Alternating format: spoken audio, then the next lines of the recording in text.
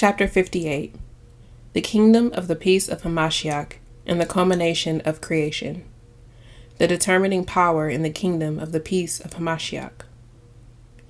Just as I announced these bitter times to you, I also say to you that once this confusion has passed, harmony will come among humanity. Those beings who are proud, vain, and who lack charity and justice will remain for a while in the spiritual valley in order for goodness, peace, and justice to progress on earth, thus allowing spirituality and science to flourish. In the lives of men, evil has always been ahead of good, but again I tell you that evil shall not prevail. My law of love and justice shall reign over humanity. The spirits incarnated in those days shall, in their majority, be faithful to the good, so much so that when men who are inclined to evil arise, no matter how strong they might be, will be forced to bend before the light of truth that the majority present to them. Very different from that which occurs today, when being more numerous, the twisted ones have made of evil a force which suffocates, pollutes, and immobilizes the good ones. Then, O my disciples, the New Jerusalem shall be in the hearts of men. You shall reach high levels of spirituality, and I shall send to incarnate among you not only the greatly evolved spirits to bring you my messages, but also the spirits needful of your virtue, who upon finding themselves among you shall cleanse themselves of their sins. In those times, the opposite shall occur of that which does today, when I send you clean spirits and you return them soiled. The new man. Men will surge from the scum, the mire, and the sin to law and virtue, and will walk along the roads of love and grace. My spirit will be felt everywhere. Every eye shall see me, every ear will hear me, and every mind will understand my revelations and inspirations. Men regarded as slow to comprehend and rude will suddenly become illuminated and converted into my prophets. From their lips will pour forth words which will be like crystalline water upon their withered hearts. The prophets will take that water from the fountain of wisdom and truth, which is I, and there they will find health, purity, and eternal life. My kingdom is reserved to the sons of goodwill, who embrace their cross from love of their Father and their fellow men. That kingdom of which I speak is not in one place, but can be found in the world which you inhabit, just as in any kind of the spiritual mansions, for my kingdom is formed of peace, light, grace, power, and harmony. All of these things you may achieve, though only partly, in this life. Full spirituality you will achieve only beyond this world you now inhabit. In truth, I tell you, if men today are more material than spiritual, tomorrow they will be more spiritual than material. Men have tried to materialize their spirit completely, but that complete materialization they will not accomplish, because the spirit is like a diamond, and a diamond never ceases to be one, even when it falls into the mire. Men, without giving up their duties and missions in the world, will put their science, their strength, their talent, and their hearts into the service of my divine cause. They will seek the healthy pleasures, those that are good for both the spirit and the material. They will fight for their regeneration and for their freedom, and they will not pollute themselves or take what is not necessary to them. And that is when evil and frivolousness shall disappear from the earth. The spirit will have achieved its complete dominion over its shell, and while still inhabiting the material form, will create a spiritual life of love, brotherhood, and peace. That shall be the time when wars disappear, when there is respect and charity towards one another, when you realize that you cannot dispose of the life of another, nor even of your own. You will then know that you are not the owners of your own life, nor of those of your spouses and children, nor of this earth.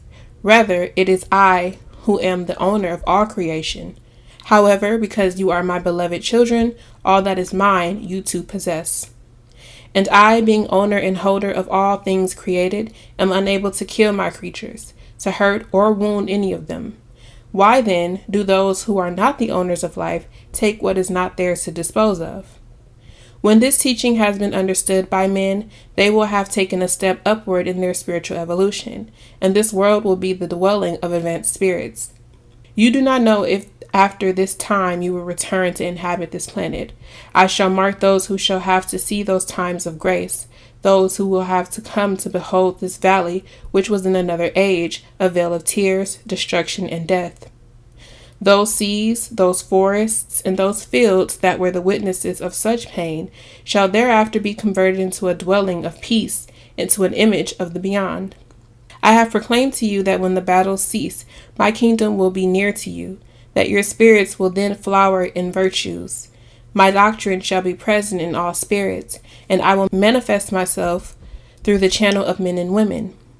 I have prepared an era in which humanity shall rise up in obedience, and when the children of your children will behold the greatness that I shall pour forth over this earth.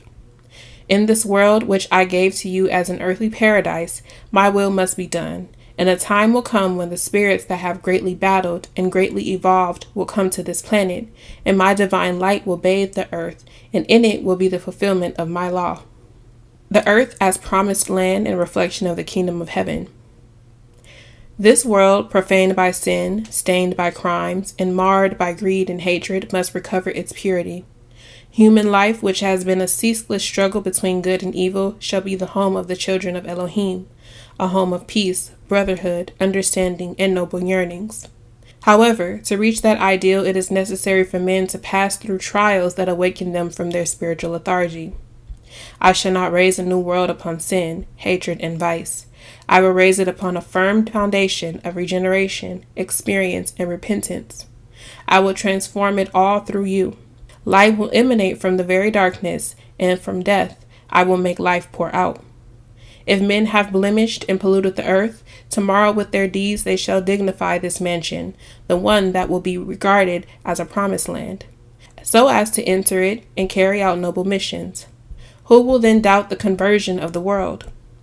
I am building a temple of the Holy Spirit, and when it has been constructed, the gathering places, temples, and sanctuaries will have ceased to exist, or will have lost their reason for existing, as well as their symbols, rites, and traditions. That will be when you feel my presence and my greatness. You shall recognize that your temple is the universe, and as your form of worship, the love of your fellow men. From the bosom of Mother Nature, new lights shall spring forth, which will transform your science into a road of bonanzas, for it shall be channeled by the conscience, which is the voice of Elohim. The brain shall no longer be the master of the world, but will collaborate with the spirit, which will guide and enlighten it. When the world reaches its new liberation, and guided by the light of Elijah comes into that good and just life, you will have here on earth a reflection of the spiritual life that awaits you beyond this life, in which you will enjoy eternally the peace and the light of your Father. Yet, if you ask how all the nations of the world can come to unite in one single people like those of the tribes that made up the people of Israel, I will tell you, do not fear. For once carried into the desert, the trials themselves will unite them, and when that comes to pass, a new manna shall fall from the heavens to each of the needy hearts. Just as the people of Israel shared out the promised land, so too shall humanity share the earth. That will happen when the time is right, after purification. As it is my will that sharing out, in it there shall be justice and fairness, so that all men may work together in one single work. Think of the advancement of humanity whose morality proceeds from spirituality. Imagine a humanity without borders or limits, sharing like all brothers all the means of life that the earth offers its children. Try to imagine what human science will be when it has at its ideal the love of one another, and when man obtains the knowledge he seeks through prayer. Think of how pleasing to me it will be to receive from men worship made of the love, the faith, the obedience, and the humility shown by their lives, without the need to resort to rites or outward forms of worship. That will truly be a life for men, within which they will breathe peace, enjoy liberty, and sustain themselves only with that which contains truth. The sins of men will have been erased, and all will seem as new. A light of purity and virginity shall illuminate all creatures. A new harmony will greet that humanity, and it is then that a hymn of love that I have so long awaited will ascend to their Elohim through the spirits of men. Mother Earth, which has been profaned since the first times by her children, shall cover herself in her most beautiful adornments, and men shall no longer name it a vale of tears, nor to convert it into a field of blood and death. This world shall be like a small sanctuary in the middle of the universe, from which men will elevate their spirits to the infinite in a communication full of humility and love for their celestial Father. My children will carry my law imprinted upon their spirit, and my word upon their heart. And if humanity in times past found pleasure in evil and enjoyed sin, in these times they will have no other ideal but goodness, nor find any greater pleasure than to go forward upon my path. Yet do not think that because of this man will give up his science or his civilization, hiding in the valleys and mountains to make for himself a primitive life. No, he will have yet to taste the fruits of the tree of science that he has cultivated with such interest, and when his spirituality is greater, so too will be his science. Yet at the end of time, when man has traveled all the road and has plucked the last fruit from the tree, he shall recognize the pettiness of his works, which before seemed to him so grand, and he shall understand and feel the spiritual life, and through it admire as never before the work of the Creator. For inspiration, he shall receive the great revelations, and his life shall be a return to simplicity, to naturalness, and to spirituality. There is time before that day arrives, and yet all my children shall see it. The Consummation of Creation. I am preparing the valley where all my children must unite for the great universal judgment. I shall judge with perfection. My love and charity shall envelop humanity, and on that day you shall find salvation and the balm for your ills. If today you atone for your faults, allow your spirit to purify. Thusly will you be prepared to receive from me the inheritance that I have destined for each of you. My love will unite all men in all the worlds. Before me will disappear the differences in races, languages, and lineages, and even the differences which exist in the spiritual evolution. My spirit has poured out over every spirit, and my angels are sown all over the universe, fulfilling my mandate of putting all in order and bringing all again to its proper channels.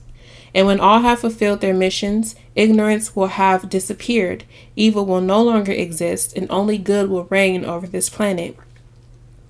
All of the worlds in which my children are perfecting themselves are like an infinite garden. Today you are tender bushes, but I promise you that with crystalline waters of my teachings will not be lacking, and with its watering you shall continue growing in wisdom and love, until one day in eternity, when the trees are crowned with full mature fruit, the divine gardener shall revel in his work, tasting the fruits of his own love. I wish that at the end of the struggle, when all my children have reunited to spend eternity in the spiritual home, they shall participate in my infinite happiness as the Creator, taking into account that each of you have taken part in the divine work, building and rebuilding. Only in the spiritual will you discover that of all that I have created since the beginning, nothing has been lost, that in me all lives again, all grows and is renewed. And so, if so many beings were for so long lost, if many, instead of works of life, created works of destruction, they shall find that the time of their disturbance was fleeting, and their works, as bad as they were, shall find repair in the eternal life, to be made into collaborators of my unceasingly creative work. What are a few centuries of sin and darkness, such as humanity has on earth, if you compare them to eternity and with the endless time of evolution and peace? You have parted from me by means of your free will, and you shall return induced by the conscience. This world is not eternal, nor is it necessary that it be so. When this dwelling ceases to have the reason it now has to exist, it will disappear. When your spirit no longer needs the lessons that this life gives, because other more elevated lessons await in another world, then, with the light acquired in this struggle, it will say, "How clearly I understand now that all the vicissitudes of this life were only experiences and lessons that I needed in order to understand better.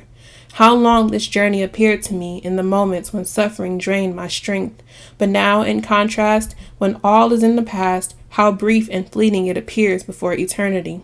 I have received tribute from all creation, from the greatest of heavenly bodies to the beings least perceptible to your gaze. All is subject to evolution. All moves, all progresses. All is transformed, elevated, and perfected. When it has reached the peak of perfection, my spiritual smile, like an infinite aurora, shall be in all the universe, from which all stains, all misery, all pain, and all imperfection will have passed. The song of praise for the restored harmony of creation. In my spirit there is a hymn whose notes none have heard. It is unknown to any in heaven or earth. The song shall be heard in all the universe when pain, misery, darkness, and sin have been extinguished. Those divine notes shall find echo in all spirits, joining the Father and the children in that song of harmony and happiness. I wish to raise myself triumphant in you. I wish you to behold the King of armies as your Father, victorious over your evil, and yourselves as soldiers filled with spiritual dignity, filled with satisfaction and peace. Then shall you hear the hymn of universal harmony in the greatest of victories, the triumph that must come, but of which neither your Father nor you shall be offended to be a conqueror through your love. Our defeated enemy shall not be the spirits, but evil, all darkness, and all sin and imperfections. The victory of the Father shall be in the salvation of all the backward spirits, mired in darkness and evil. You are mistaken if you believe any will be lost. I would cease to be Elohim if even one spirit did not find salvation. All those whom you call demons are also spirits who sprang from the Father, and if today they are in confusion, they too shall find salvation. When shall the true light be in them? When you, united to the legions of the spirits of the light, combat their ignorance and sin with your prayer and with your works of love and charity. The perfect happiness for both you and the Father will be the greatest day of the Most High. The universal feast shall be when all of you sup at his table on the bread of eternal life. Have I not told you that you are the heirs to my glory? You need only to earn merit for it to be yours to enjoy.